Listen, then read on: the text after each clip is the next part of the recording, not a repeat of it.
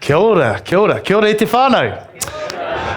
It's my goal here today to share with you an idea that we need to fall in love with death in order to truly live our life. It's my aim to show you that death is actually a gift to help us feel the depthness and the richness of life that we experience on a daily, but unfortunately, society is not letting us feel. I was given this opportunity to think about death every time someone passes away, but particularly when I had two friends, same age, in their 30s, although I do look 20. They passed away within 2 weeks of each other. And as I made my hikoi 4-hour drive to see their bodies lying in state at their whare, I was confronted with the massive grief that whānau and friends were expressing.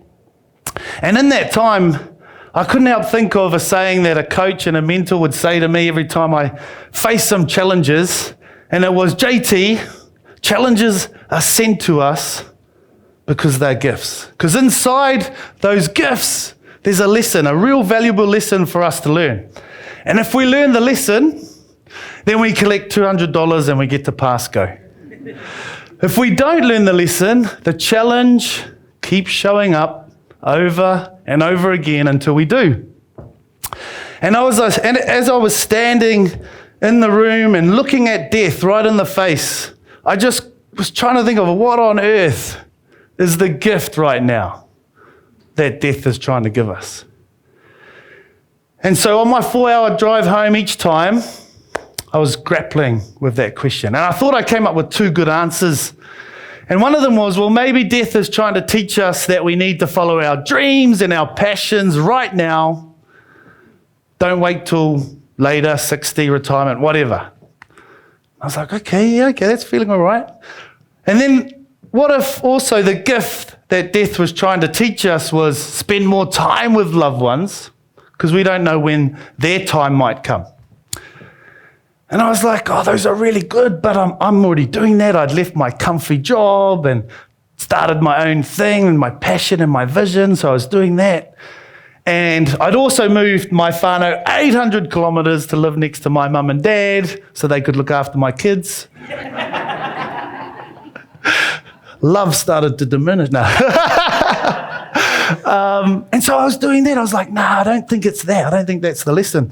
And so then I thought, well, if death was introduced to teach us something, I started to think, well, what was life like before death was introduced? And I started to think, well, what if we used to be able to live forever? And I started to get excited. The bucket list was like, I'm going to be able to do all of that. 200 years, 300 years, I'll still be living. I'm going to do another bucket list, do all that, 500 years. And then I thought, I'm going to be able to do everything. There's no rush. And then I got scared. Because what happens after 1,000 years and you've done everything? What happens after 2,000 years and you've already done everything? And I got this scary vision of me, like Homer Simpson, lying on the couch, t-shirt down to here, puku hanging out, and a drool running down my chin. And I was like, procrastination would have gone to the next level. I'm going to do it tomorrow or next week. Turn to I'm going to do it next decade, next century. And the Creator's looking down on our species going, these human beings have turned into human sloths. I'm going to teach them a lesson. And so, boom, introduce death. Because we need urgency. We need to motivate them. And so death brought us the gift of planning. Had to plan the bucket list. What use is there in a bucket list if there's no bucket to kick? And I thought, well, maybe death is here to teach us how to love too. Because imagine if your loved ones never died. Why would we need to find love if we never lost it? And I was like, man, death is here to bring us all the good stuff, all the opposites. And I was in this class with some rangatei, 11 to 13 years of age, to give you the picture. And I give them 2 minutes to write down all the things they're grateful for, but they regard as a win that they've had, that they're excited about in the last 48 hours. And so typically we'll only get 5 things, 8 things maybe at the most. And they're big things, right? Oh yeah, I won a game yesterday. So, oh yeah, and I won an award yesterday, or I got given a bike yesterday. And then they spend a minute and a half struggling to think of what the other wins are in their life. And as we went around the circle, this one kid did his list, and on his list was breathing. And the whole class laughed. And I went, yes, breathing is a win. Yes, yes, yes, breathing is a win. And to my right, this kid said, oh, why is that, sir? Now, I should have thought before I spoke, but I zoomed around and I just went, because someone died today. And the energy in the room went tense. I don't know what the teacher was doing, but this kid was looking at me like, whoa, sheepus. That's dark, sir, was his reply. And I went, you're right, death is dark. So, life or breathing should be light. And I realized in that moment, yeah, it's all the opposites. Death is sad.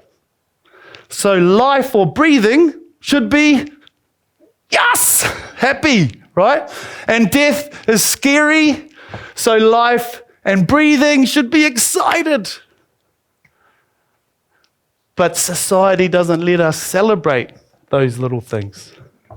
Because I dare you, when you walk out of here, and wherever you're going to next, to skip in happiness down your road, down the main street, into the supermarket. When you get petrol, start skipping. And I guarantee you, people will look like this.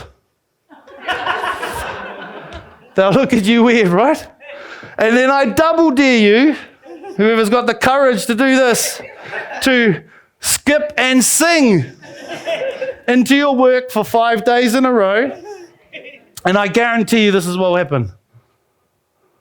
Yeah, 111. Yeah, I think they've gone crazy or they're on drugs. Because society says we're not allowed to be happy, eh? So, you have a decision to make tomorrow morning when you wake up. Actually, if you wake up. If you wake up. When you roll over out of your bed and your 2 feet hit the ground, the decision or the question you'll ask yourself is, am I going to skip today or am I going to sing? Nō reira, tēnā koutou, nā mihi kia koutou, manawa tia matariki, kia ora.